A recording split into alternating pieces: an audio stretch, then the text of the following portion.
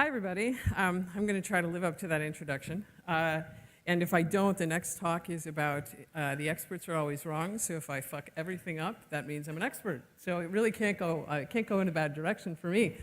So this talk is called Looking in a Different Direction. And in my role, I frequently find myself in a position where I am talking to people who either want to get into the industry or they're on the periphery. They're students or there's somebody who's just interested in the industry but not actively in.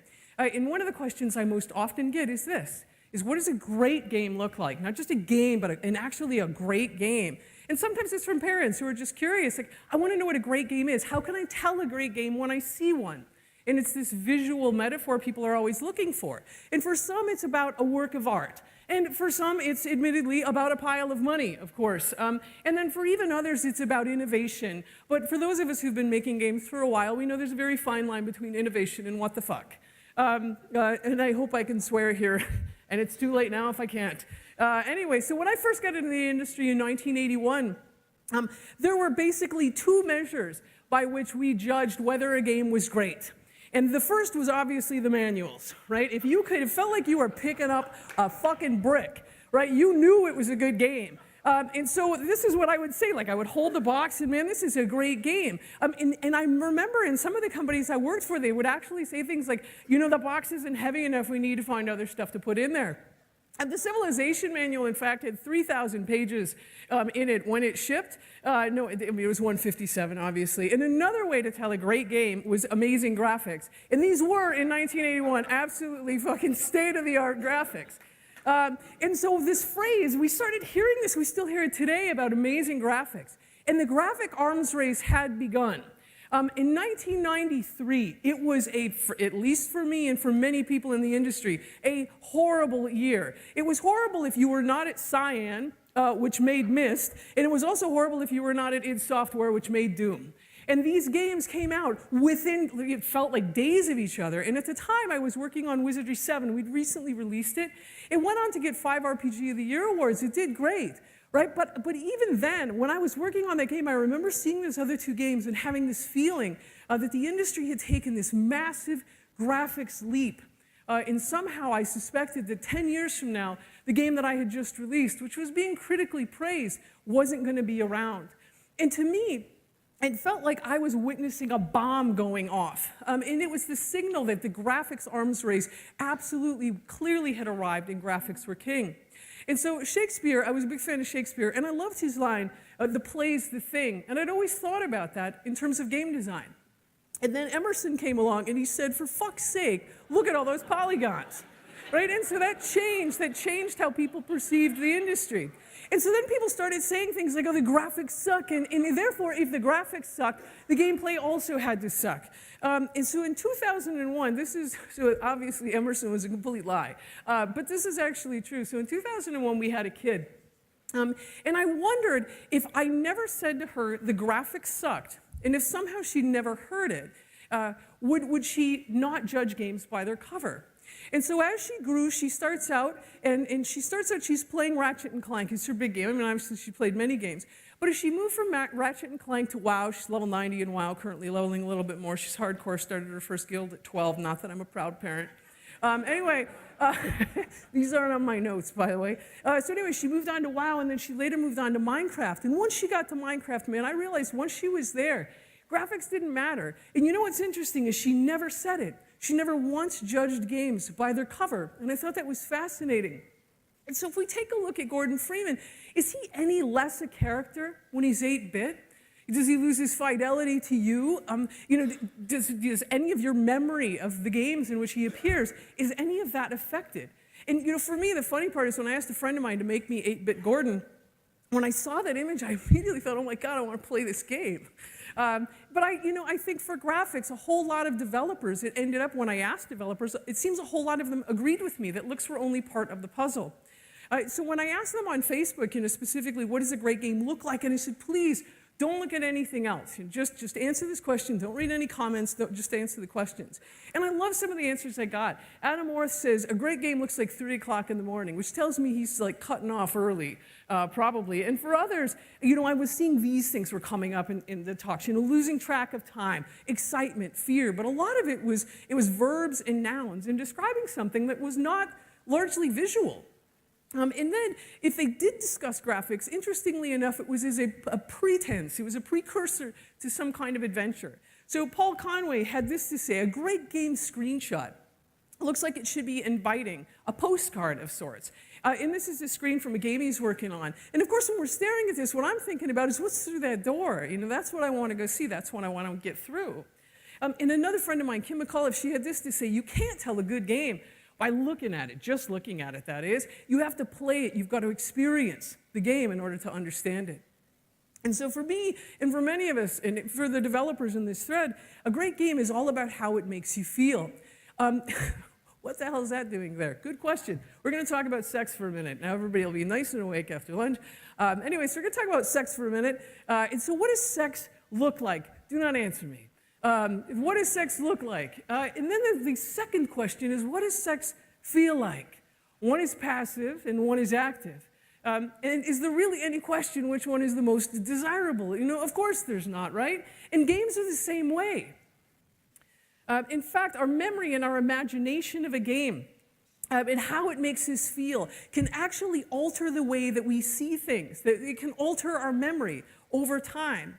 For me, Zork wasn't just some letters on a screen. Man, I was like in that world, and I saw it. I saw the whole thing in my head, just like I see an amazing book in my head.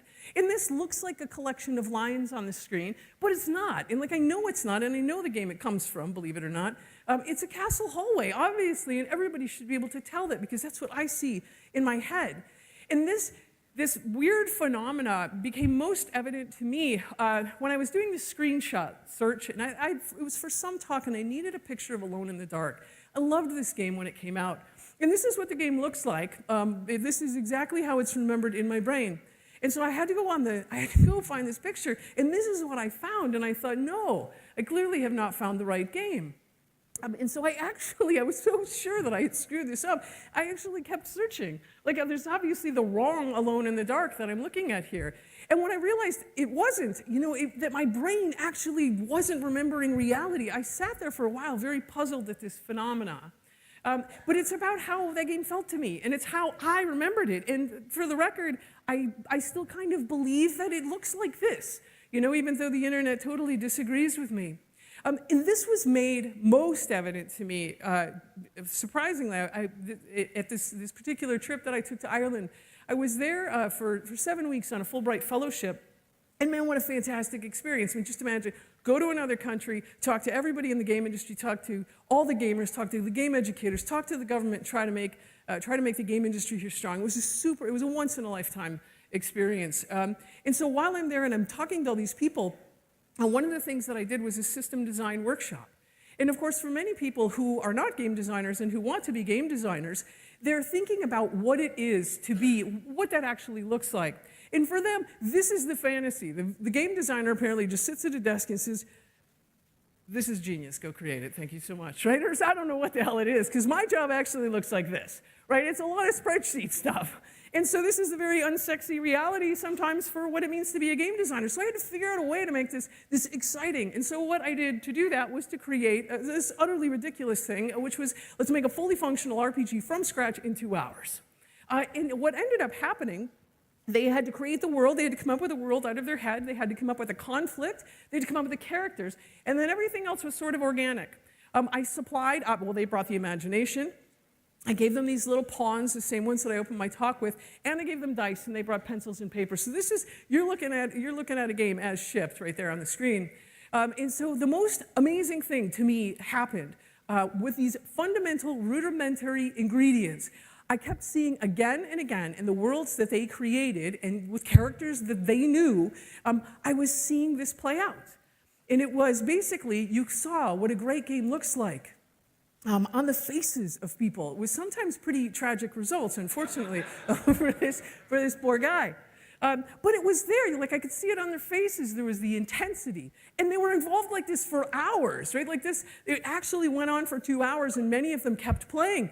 Perhaps most startlingly, people that were at this one college that I went to, I was working with a group of animators who their opinion of D&D, let's say, was not high.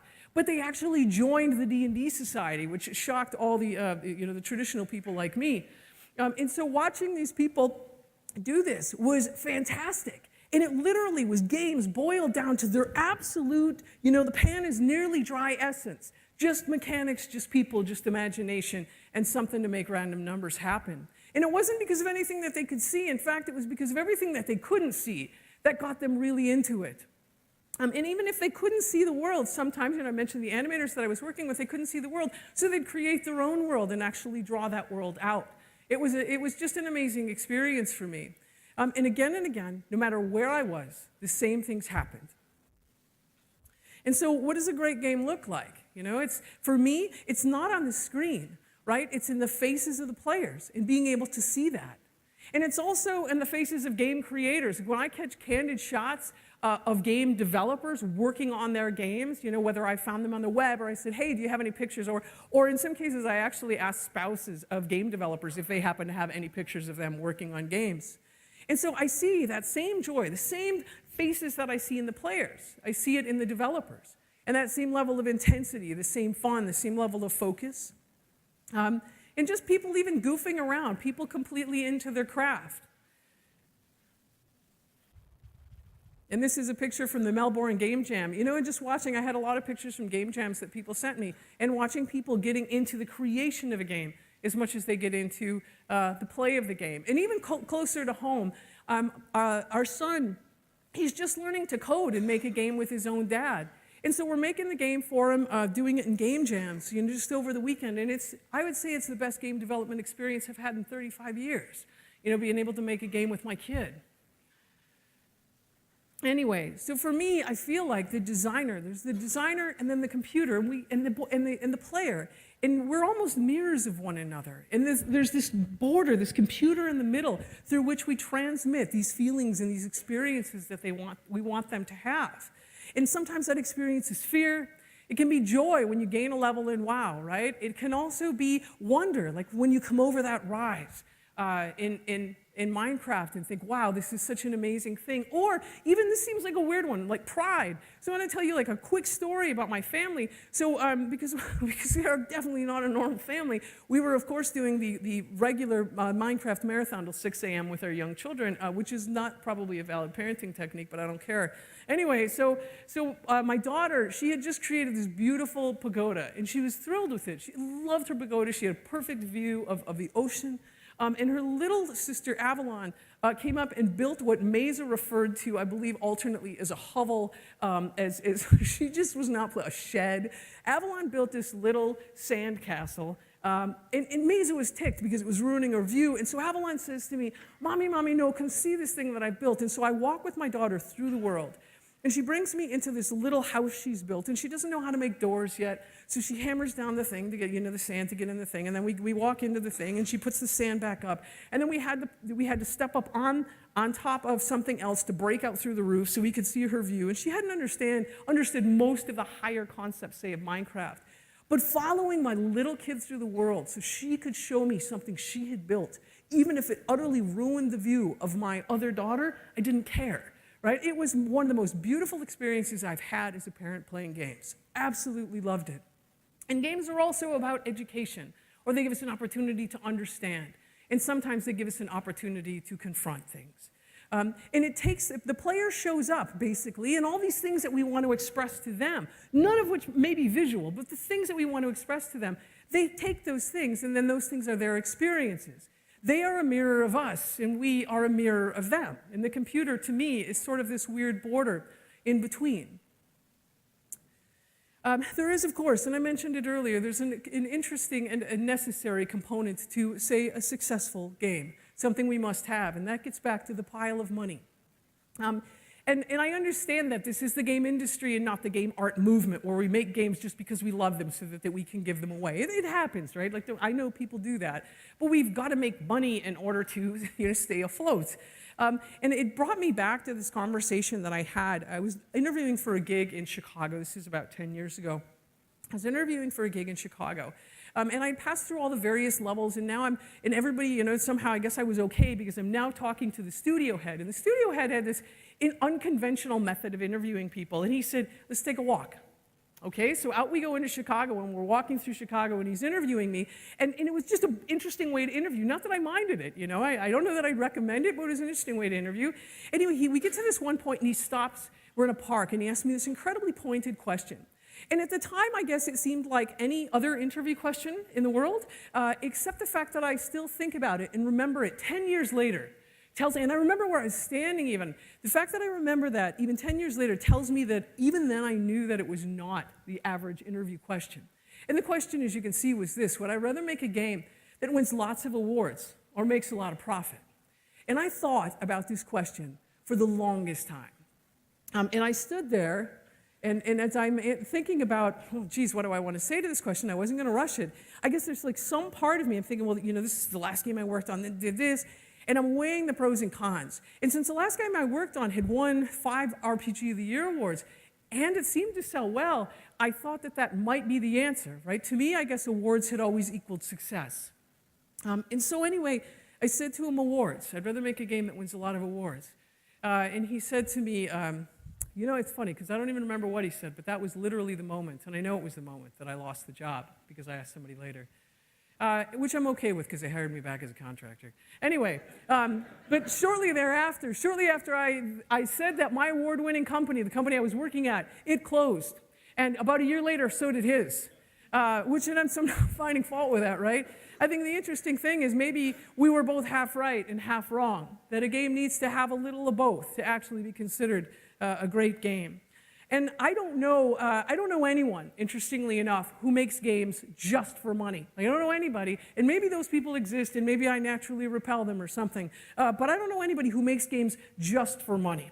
And nor do I know any game players who play games just so they can give us money, right? It's all about this sense of passion and this love that we genuinely have for games. I mean, I've been in the industry, I'm 29 now, and I've been here for 35 years, so you can do my I can make an Excel make that work. But anyway, we're doing this because we love games, right? We absolutely love this fucking industry. We love what we do. We love playing them, and we love making them. And again, anywhere I went, I could see that same exact feeling on the faces of the players, again and again and again. And for me, I can also see it on your face. And I hope you can see it on my face, and on the faces of your team. Because ultimately, we are what makes a game great. And we are what great games look like. Thank you.